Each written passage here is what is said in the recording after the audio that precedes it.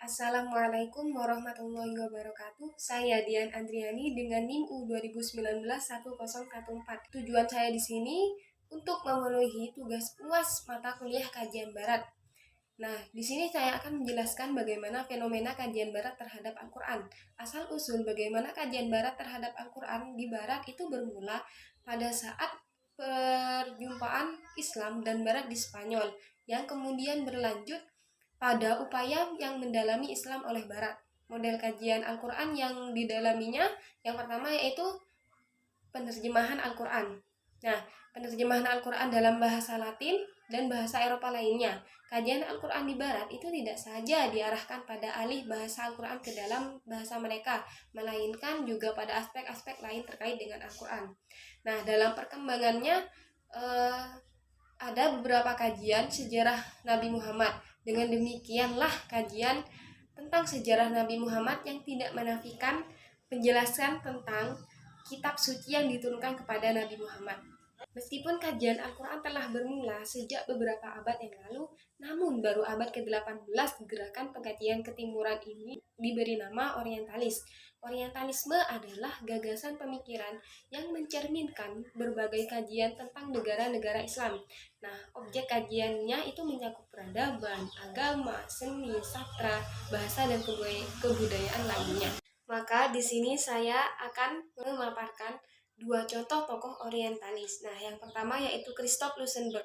Christoph Lusenberg adalah seorang orientalis yang tertarik terhadap kajian Al-Quran.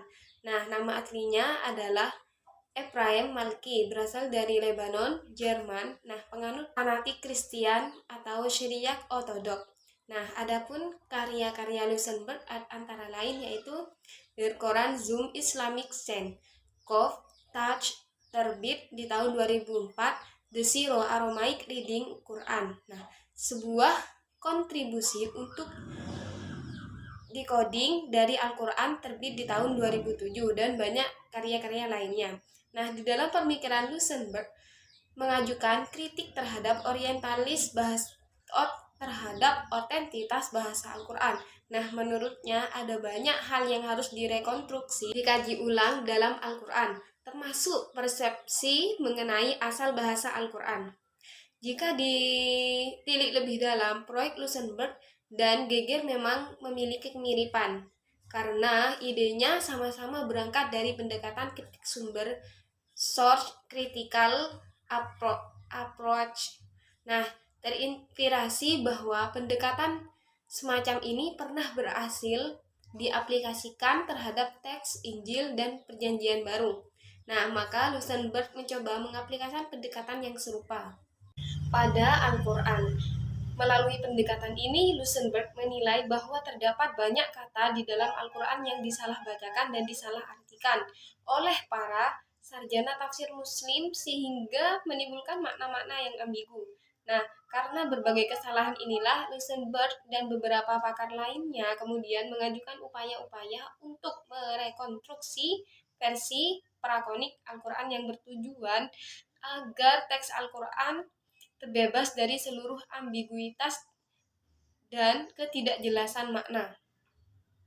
Lusenberg juga mengklaim bahwa bahasa Al-Quran sebenarnya adalah bukan bahasa Arab, melainkan banyak dipengaruhi bahasa Syria Aramaik, sehingga banyak kata atau ungkapan yang sering dibaca keliru dan sulit dipahami, kecuali merujuk ke Syria Aramaik yang konon merupakan Franca pada masa itu. Lusenberg menggunakan metode ilmiah filologis dalam mengkaji bahasa Al-Quran. Metode ini menggiring Lusenberg terhadap menyimpulkan Al-Quran. Antara lain kesimpulan Lusenberg yaitu yang pertama, bahasa Al-Quran sebenarnya bukan bahasa Arab. Yang kedua, bukan hanya kosakatanya yang berasal dari Syria Aramaik, bahkan isi ajarannya diambil dari tradisi kitab suci Yahudi dan Kristen Syria. Ketiga, yaitu Al-Quran yang tidak otentik perlu ditinjau kembali dan diedit ulang. Alasan Lusenberg untuk menggunakan analisis filologis bahasa Syria adalah adanya perbedaan bacaan dalam Al-Quran yang mengundang pertanyaan akan belum mantapnya bahasa Arab sebagai bahasa tulis Ia menganggap bahasa Arab saat itu belumlah merupakan bahasa tulis yang resmi, melainkan hanya bahasa lisan. Nah, yang kemudian saya akan memaparkan tokoh yang kedua, yaitu Stephen Witt. Stephen Witt lahir pada tanggal 2 Maret 1937 di Leipzig, Jerman. Witt belajar di Universitas Munich University, Erlangen dan Tübingen, lulus pada tahun 1961. Kemudian Stephen menyelesaikan habilitasnya pada tahun 1968 di University of Munich dalam perdagangan semi.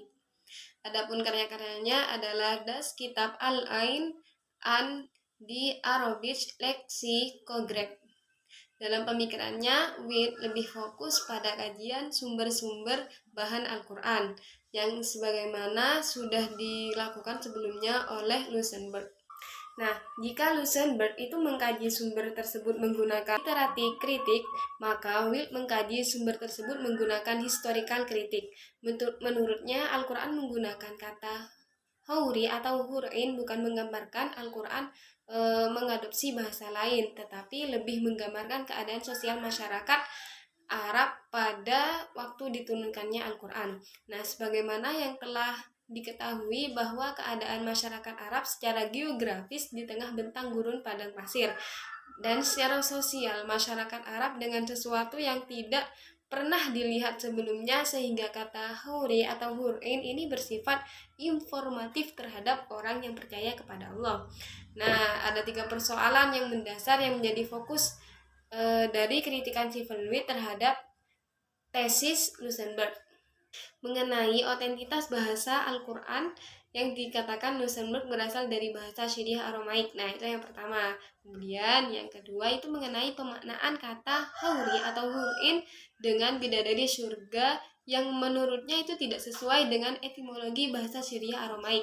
Nah, kemudian yang ketiga, deskripsi tentang surga yang diwakili melalui penggambaran bidadari tidak pernah disebutkan dalam agama Islam. Stephen Witt menjelaskan bahwa dalam konteks modern, pembacaan ayat-ayat suci lantas dikaitkan dengan hubungan antara Islam dan negara. Kemudian Stephen Witt mengingatkan bahwa dalam memahami Al-Quran sebelum menjadi fixed text, let iniquity dan pratext perlu mengetahui bahwa teks-teks tersebut itu mengalami sebuah proses panjang. Salah satu proses tersebut adalah transformasi bahasa langit kepada bahasa bumi.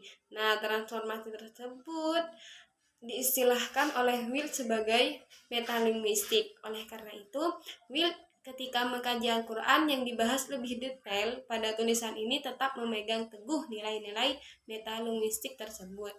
Kemudian mungkin hanya ini saja yang dapat saya sampaikan, kurang lebihnya mohon maaf sebesar-besarnya. Wassalamualaikum warahmatullahi wabarakatuh.